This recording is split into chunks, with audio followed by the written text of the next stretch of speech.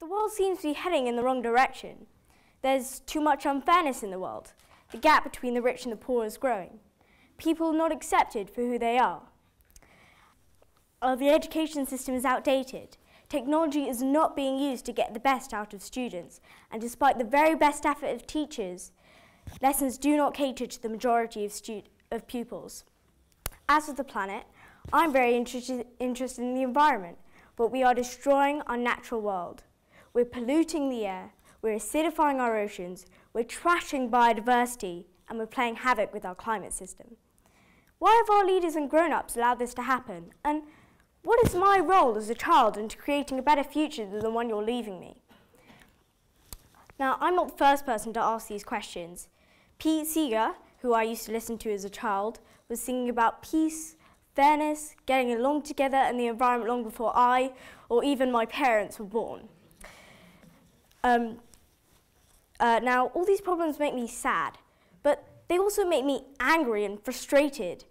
People seem so scared of big change. We've learned how to do small, good things, like turning off lights and clearing up litter. Now it's time to make the more fundamental changes to our society that can really tackle the big problems I see. We need to stop thinking in the short term. We need to see how our actions will affect future generations, not just in Hurst, but globally. Adults seem capable of planning for next year's holiday, or even more long-term plans for their children. Why can't they apply the same level of care and thinking into creating a better planet?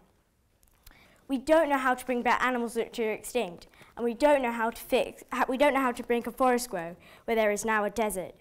If we don't know how to fix it, let's stop breaking it.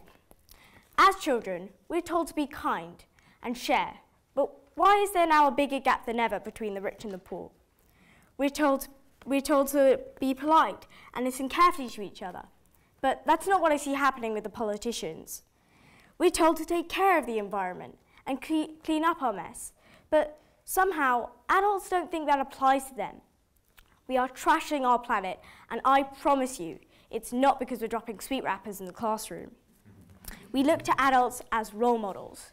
We look up to you, and we take note of what you do more than what you say. You are defined by your actions, not what you promise to do.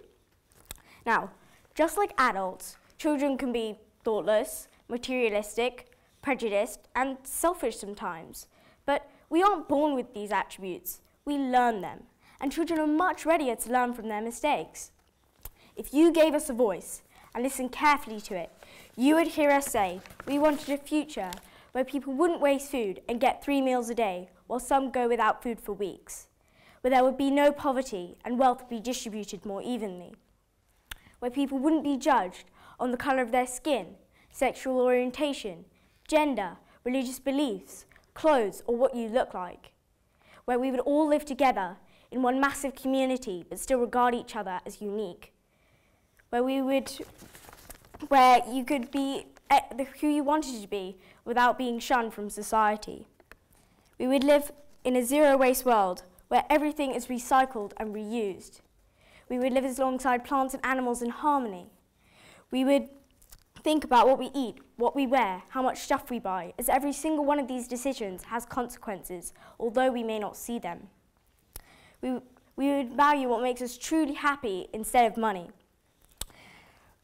We would be responsible for our decisions. School would teach us these values and help us see the impact of our daily lives. Every student would be regarded as an individual with their own areas of strength and areas of improvement. They would be given material that challenges them, that wouldn't leave them bored because it's either too hard or too easy. Science, technology, and maths are key to building a better world. More students would take up these subjects, especially girls.